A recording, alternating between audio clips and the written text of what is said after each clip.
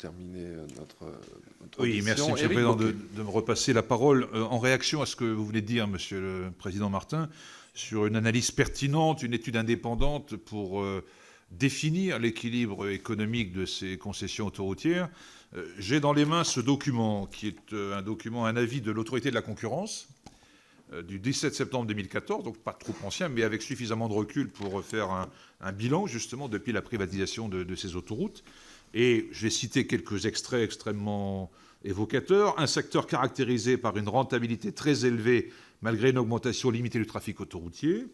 L'activité des concessionnaires autoroutiers, peu risquée en elle-même, leur procure des recettes dont la croissance à long terme est quasiment garantie. Donc même sur l'avenir, on prend des engagements. Enfin, ce document le dit. Des charges qui, globalement, progressent moins vite que le chiffre d'affaires et qui, s'agissant des investissements, sont partiellement compensées. Enfin, sur la dette qui a augmenté, la dette de ces sociétés qui a augmenté depuis la privatisation, qui permet de bénéficier d'un avantage fiscal dans la mesure où les intérêts de ces emprunts peuvent être déduits du bilan global économique. Donc, est-ce qu'on ne dispose pas, avec ce document, de l'étude que vous appelez de vos voeux? Première question. Et deuxième question, et je terminerai là-dessus, quelle suite a pu être donnée à ce rapport qui émettait également des recommandations à la fin? Qu'est-ce qu'il en a été fait? Merci. Voilà, pour terminer, Monsieur le Président. Deux remarques. La première, c'est que ce rapport de l'autorité de la concurrence pointait du doigt un certain nombre de caractéristiques effectivement du secteur autoroutier, a été très fortement critiqué par les concessionnaires à l'époque, notamment avec un argument qui n'était pas totalement irrecevable, c'est qu'un certain nombre de données économiques qui étaient utilisées étaient des données annuelles. Et qu'effectivement, ce sont des indicateurs de prospérité des concessionnaires, mais ça ne suffirait pas juridiquement à intervenir sur les contrats en cours.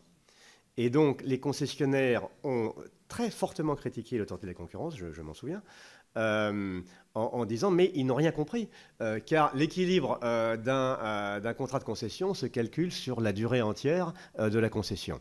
Alors, on peut penser ce qu'on veut, n'est-ce pas, de ce genre de débat. C'est vrai quand même que des éléments économiques purement annuels ne suffisent pas. Ce sont des indicateurs intéressants. Ce sont des indices intéressants, mais ça ne suffirait pas juridiquement à intervenir sur les contrats en cours. C'est pour ça que j'insiste sur l'intérêt, effectivement, de l'exercice de calcul de l'équilibre sur la durée complète de la concession. Alors, deuxième chose, il est clair que l'investissement dans de grandes infrastructures publiques est très attractif. Lorsqu'un État cherche à privatiser des autoroutes, ou que ce sont souvent des points de passage économiques essentiels,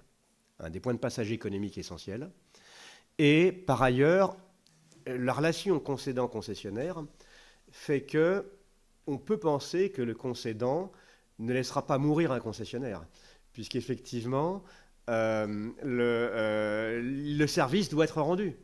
Le service doit être rendu. Et l'infrastructure, qui est très importante, doit être maintenue en état de fonctionnement. Et donc, l'idée est que le degré de risque n'est peut-être pas extrêmement élevé. Voilà. Donc, oui, non, mais il faut être réaliste, n'est-ce pas? Ce genre d'infrastructure est un produit attractif sur le plan économique. Bien. Après ça, la concession est un mode de gestion du service public qui a des avantages et des inconvénients. Le tout est de bien s'en servir. C'est-à-dire qu'effectivement, il faut savoir que la concession implique des débats parfois un peu âpres avec de grands opérateurs. Il faut que l'État se mette en capacité de discuter âprement s'il le faut. Après ça, on signe.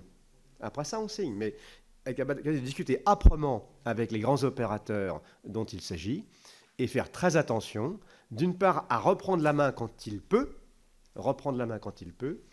et deux, rédiger des clauses qui garantissent sur la durée le respect des nécessités du service public et des droits des usagers à payer un prix qui est nécessaire, mais qui doit rester juste.